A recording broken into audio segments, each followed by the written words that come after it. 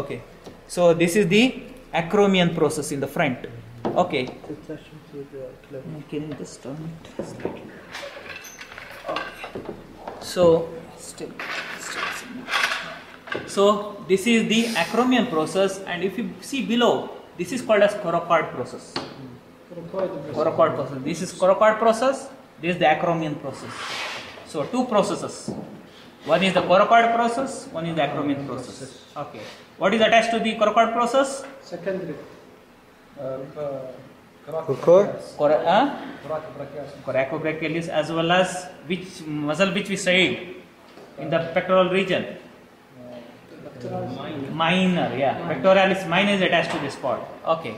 And to the acromion, you know, deltoid is attached, as well as here on the medial side we have the trapezius. Okay. So these are two processes. Okay. One is acromion process. One is the coracoid process here. Okay. Okay. Three borders, three angles. Right? One spine. Okay. Clear? Okay.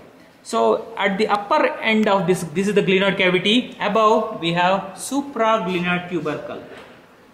Below we have infraglenoid. Tubercle means small projection, bony projection.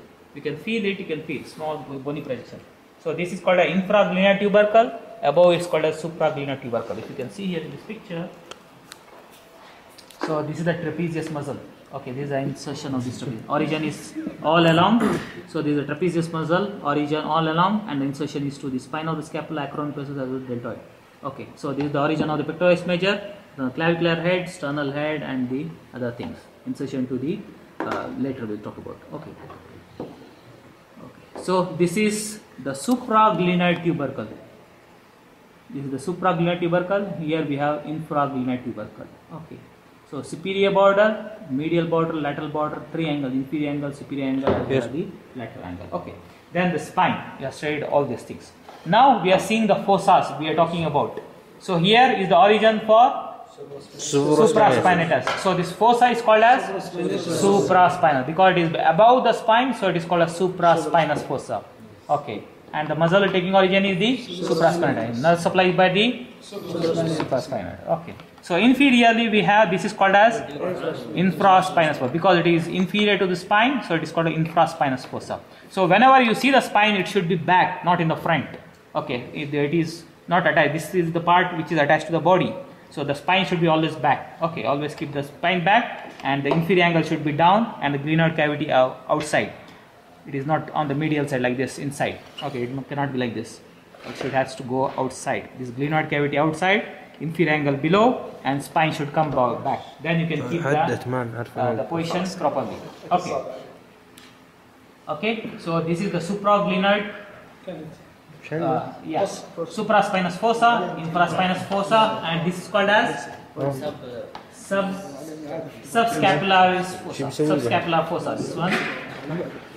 Okay. Okay, supraspinous fossa, infraspinous fossa, as well as subscapular fossa. So this for the supraspinatus, infraspinatus, and the subscapularis muscle. I said the serratus anterior take origin from the upper 8 ribs on the lateral side and get inserted to the medial border. I said medial border, right? So it will be attached here on the medial border. Okay. Then on the lateral border here will be the origin and insertion of the muscle. So the origin of the upper part is for the, here lateral border is for, no, pectoralis major. Here in the scapular region. What are muscle? Teres, which one? Teres minor. Above will be the origin for the teres minor. Here will be origin for the teres minor. Below will be the origin for the teres major. Okay, above will be small muscle teres minor getting inserted to, there is something called as the greater tubercle. This is the greater tubercle here. So this is the lesser tubercle, this is the greater tubercle. This is called as the bicipital groove. So this is the bicipital groove. So lateral crust of the bicipital groove. This is for the insertion of the teres minor. Insertion of teres minor. No, this is for the teres major. Insertion of teres minor is into the coracoid process. So this is the insertion for the teres major. Okay. So the supraspinatus take origin from here, get inserted to the greater tubercle. Okay, here. Then the infraspinatus take origin here, get inserted to here. Then we have the teres minor takes origin from here and get inserted to the lower part of the greater tuber. All these three muscles are there, making a cup around. Okay. Then teres major take origin from the lower part of the lateral border, get inserted. It goes front and get inserted to the this part. Okay. This is the bicipital groove again. Bicipital where? Bicipital. This is the bicipital groove. This Yes. is the lateral crest for the pectoralis major. Yes. This Yeah, one? This is the bicipital groove. Yeah. Yeah. That is the bicipital groove. So see the greater tubercle and lesser tubercle. So this is the greater tubercle, lesser tubercle. In between is the bicipital groove. Okay. So on the lateral surface, lateral border of this bicipital groove is attachment for the insertion of the pectoralis major, and the medial border is for the attachment of the teres major. Pectoralis major on the lateral side, teres major on the medial side. Okay. Okay. This is the medial, this is the lateral. See, always hold it like in anatomical position. So this projection on the medial side, their head should come on the medial side. I can hold it like this. Okay. But again, the convexity is on the anterior side. It should be like this. So now it is going out. So I have to keep it inside.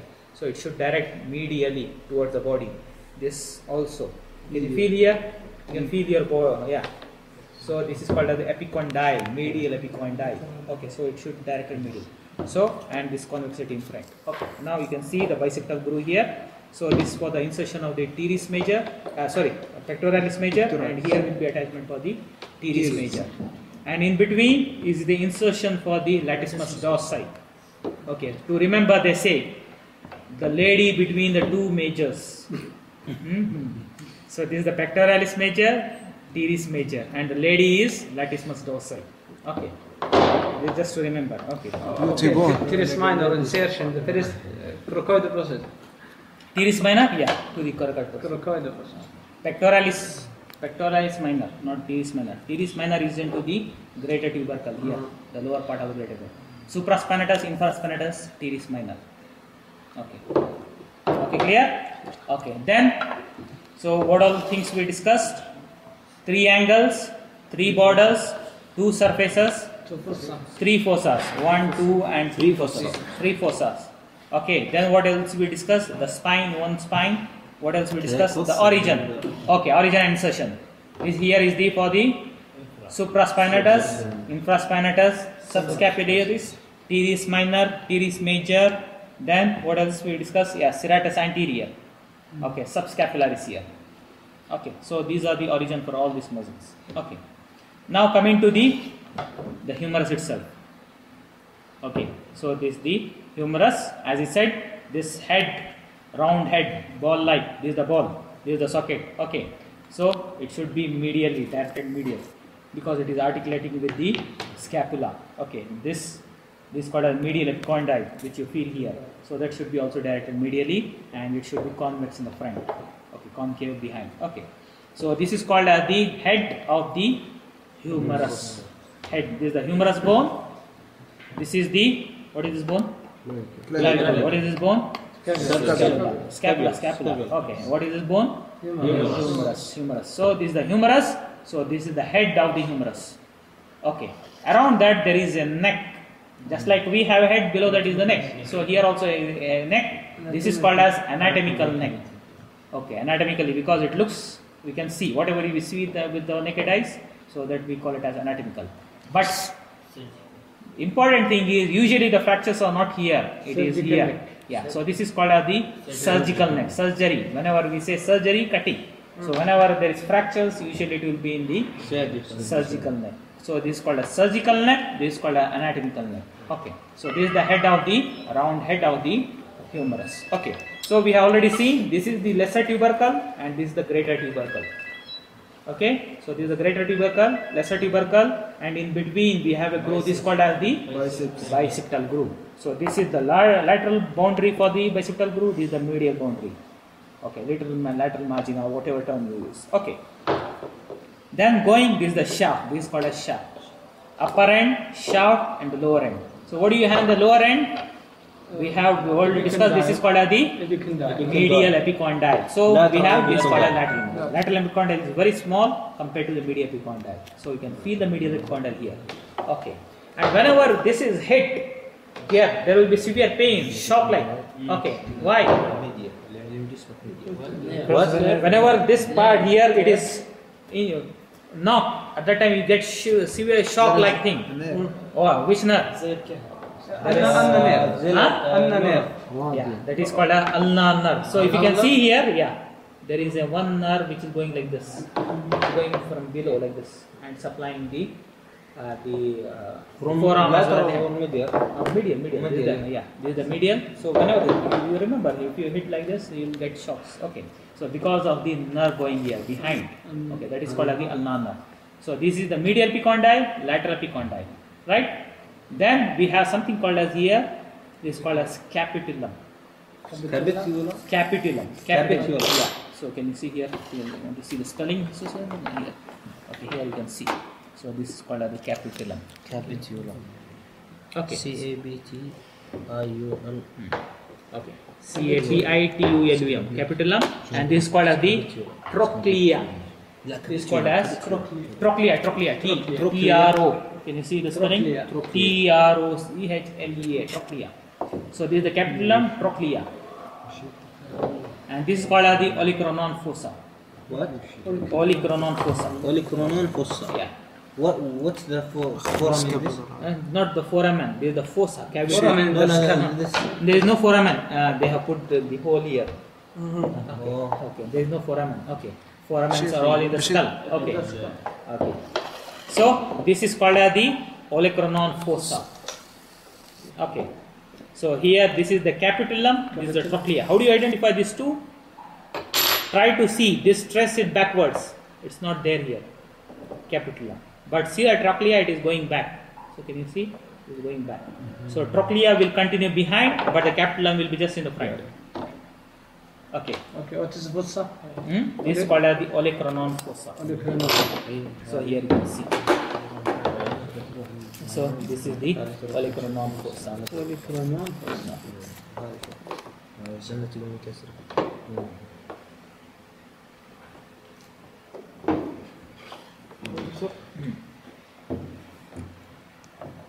is the olecranon fossa, and this is called as the radial fossa. Radial. Yeah, This because the small. radius, yeah, the small one. It's called a radial fossa because above the capitulum there will be articulation of the radius.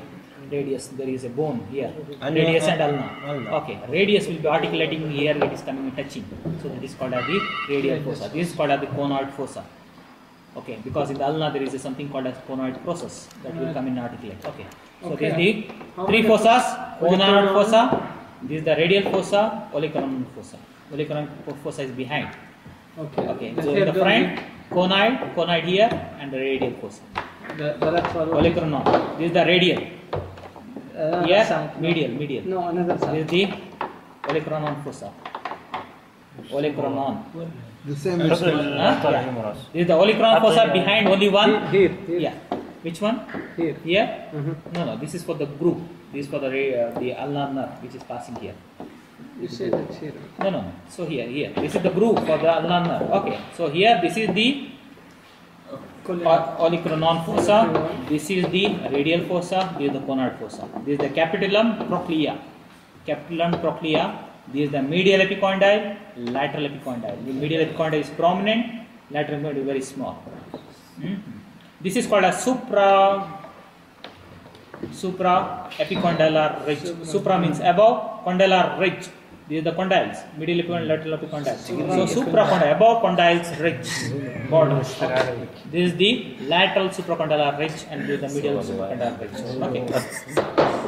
So one more thing which you should know, okay, is What is it? okay. So one more thing you should know is the deltoid tubercle. So deltoid tubercle. Deltoid tubercle. Yeah, because the deltoid tubercle, the insertion is for deltoid muscle. Okay. So the origin of this muscle is here. Okay, deltoid muscle. Clavicle, acromion process as the spine, and the insertion is to the deltoid tubercle. So here will be the deltoid tubercle or tuberosity, whatever you call it as. Okay. So you can feel it, just a small projection that is called as the below the bicipital groove here.